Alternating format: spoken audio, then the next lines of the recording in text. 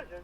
We had one lady give a testimonial where she was told she wasn't going to be able to get into this event, and she made a decision that she was going to get in. So she goes, and how does God work?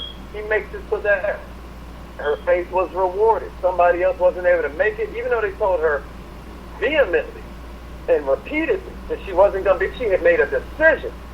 And man, my God is bigger than my problem. Oh yeah. Lucky me, right? Oh Lucky yeah. You. So here we are. That's the first thing they got to do, though, Daniel. They got to decide, man.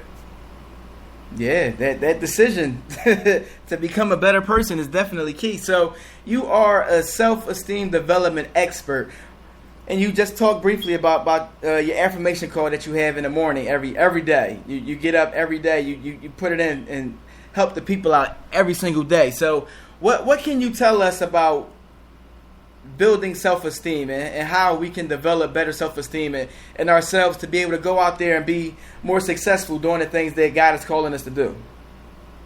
Absolutely, man. Well, I tell you, like, the whole idea of self-esteem development comes from this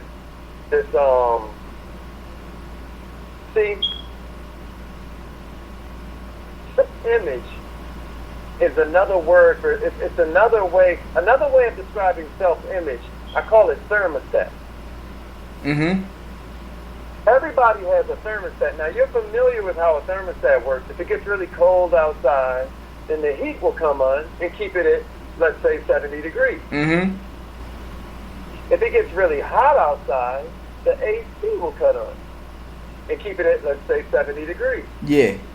Well, the thing about your mental thermostat is that you also have a level that you play at.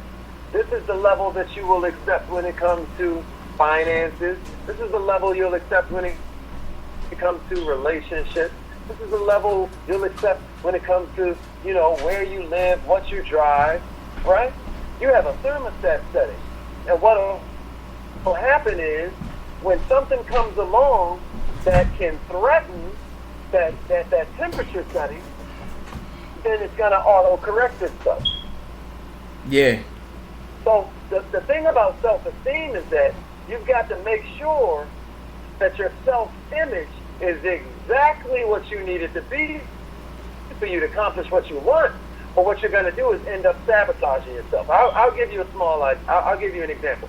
The listeners may not know that you and I are partnered in a nation-building sort of venture. Where what we're doing is pulling people out of these sort of chains of slavery. We're pulling people out of being these beasts of burden that can just be shot down in the street because they have nothing to offer except their very flesh and soul, right? They're nothing but cattle. Here we are pulling them out of that, and what will people say? Oh, I got to think about it. We might say something to them like, well, man, you can have your own enterprise for $249. They're like, oh, I got to think about it. I got to do some research. But here's what always trips me out about that, Daniel. They ain't researching the Jordans. The Jordans cost $25. No, 25 cents to get made in Honduras. They're selling it to you for $250. That's a scam. Yeah. Everybody knows that's a scam. But they don't do no research, so they never notice. But you talking about doing some research, huh? Why didn't you do some research on your paycheck? Why didn't you notice by now that they're taking 25 to 35% out your check, which means they're taking 25 to 35% out of your work year?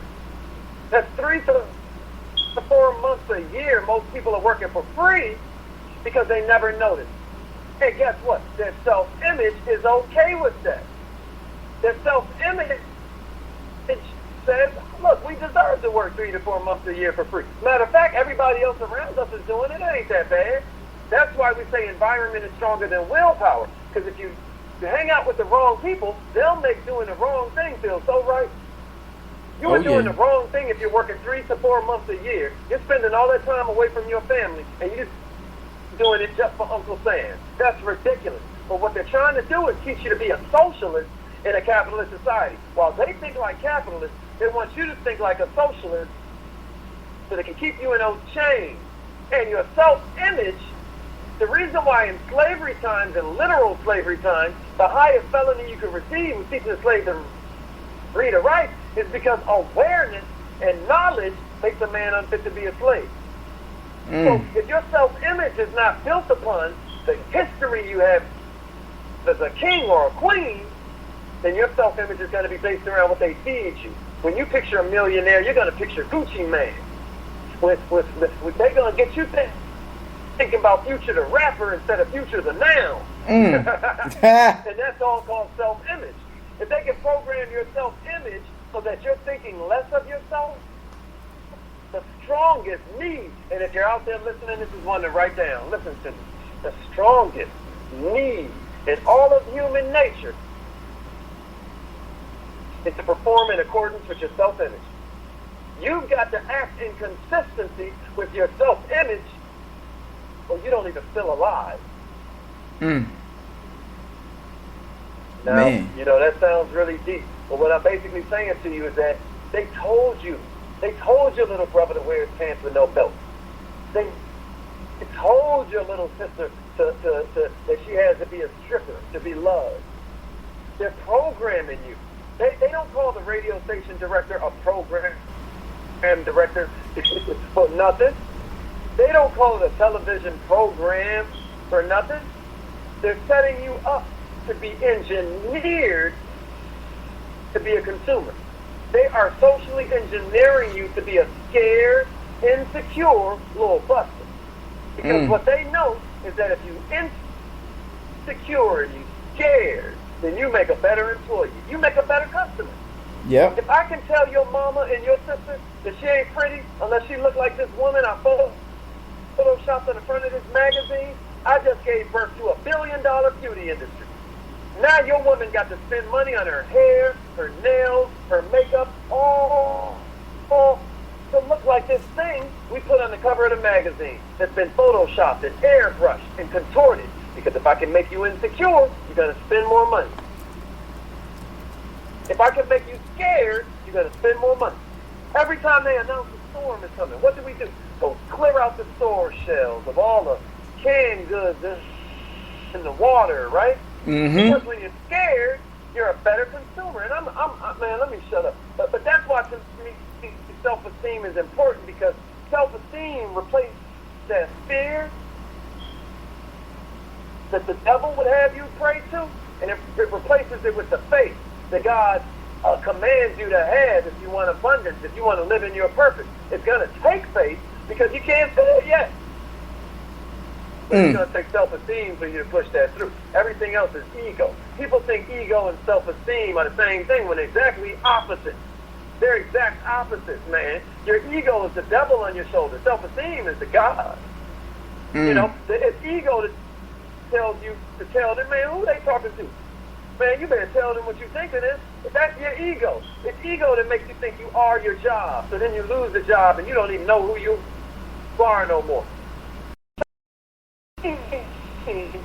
It's all about you knowing who you are and who you are. Yes, sir.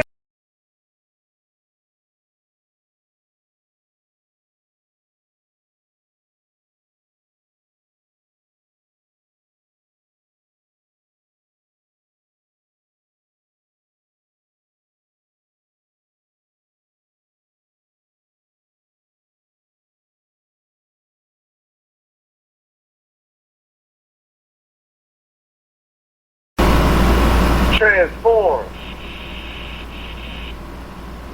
And I can prove it.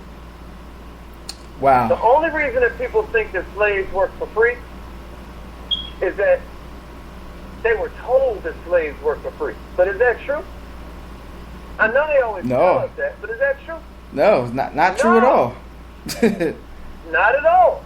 Slaves work for just enough. Just enough food, just enough clothing, just enough shelter to make it what? Back to the plantation. So you can't tell me slavery over. You can't tell me you don't know some men and some women who are working for just enough. And then they take it even further. They do just enough to get hired. They do just enough to keep from getting fired. And then they got a trick for you, because now they're paying you just enough to keep you from quitting. That's slavery. Man. So what we're trying to do is get you to understand that if you combine gratitude and service, you're going to live in abundance. Yes, sir. You know, Yes, sir. That's the whole thing. Yes. Now increase your self-esteem on the way. Now you talked about faith, and you have to have a certain level of faith to really be able to go out and do the things that you need to do, and to not really focus on what everybody else is saying, because guess what? Every great idea that you have, someone's going to say it's crazy. The crazier the idea, the better it is. So how do you build that faith to go out and do the things that you know you're supposed to do, and to push everybody out the way? Just like, listen, you can hate if you want. Somebody else is going to support me. I'm not worried about you hating, because I know I'm going to be successful doing what it is that I'm called to do. So how do you help people build that faith? Well, one thing that I'm a real strong believer, and these are excellent questions, Daniel. Great job, man. Like, one of the things that I really strongly believe in is mentorship. See, one thing about sports is that it'll give you a lot of metaphors. It'll give you a lot of examples that'll help you understand life if you pay attention to the sports. So I give you an example. Every athlete got coaches and cheerleaders. Mm-hmm. So when you're talking about faith, what you're talking about is the idea that, like, look, I'm going to be coachable. Faith is strengthened by coachability, because what you're doing is not leaning on your own understanding. It's one of the best books on entrepreneurship ever written will tell you. Do not lean on your own understanding. Mm-hmm. So when you're talking about faith, you're talking about the idea that here's this coach that I've chosen. I'm trusting that this guy knows what he's doing, or this lady knows what she's doing. She's got the results. She either has what I want to have, she does what I want to do, or she feels the way I want to feel. I'm going to say that again, because this is how you pick out a coach or a mentor. It can be one of the three, it can be two of the three, it can be all three of them. But they need to do what you want to do, have what you want to have, but they got to feel the way you want to feel. Mm-hmm. At that point that I picked out this coach, at that point that I picked out somebody who's going to walk me down the path to creating the abundance that I know I deserve, from there, I've just got to listen. Because one thing about that football field, all I can see is from my perspective. Everything I can see out this little space in the helmet, that's all I can see, man. The coach can see the whole field, though. So if the coach is telling me to run this play, I can't be like, hey, coach, man, I gotta listen. Mm-hmm. See, at that point, at the point that I take on a mentor, at the point I take on a coach, it don't even take faith no more. Now it just takes intelligence. Now it just takes humility. And I'm telling you, a lot of times humility is the mark of intelligence, or better yet, wisdom. Because the more you know, the more you know you don't know. So my simple answer about creating faith is being coachable and making sure that you put yourself in a position to listen to people that have already done it. And then you'll find out how easy it is for you. Yes, sir. Now, Mr. Ali, we have a caller who just called in. I'm going to see if they have a question for you. Caller 305. Do you have a question? Okay, they muted themselves. They went on mute. So, okay, so I want to ask you this. So, in your bio, you were talking about being an entrepreneur pretty much your entire life, and you were featured on 60 Minutes when you were in junior high school. So, what was that business that you had back in junior high school, and what kind of lessons did you learn from that? Well, man, I was running a syndicate. I had basically a syndicate of children who were basically, I was training to do like I learned from my daddy. My daddy was an entrepreneur, so he taught me a lot of the basic concepts, and it ruined me. Because I was like, they're going to pay you $4, $5, $7, $8 an hour, and I'm like, man, that's insane. If I walk around long enough, I can find $6 an hour. Yeah. You know what I mean? Yep.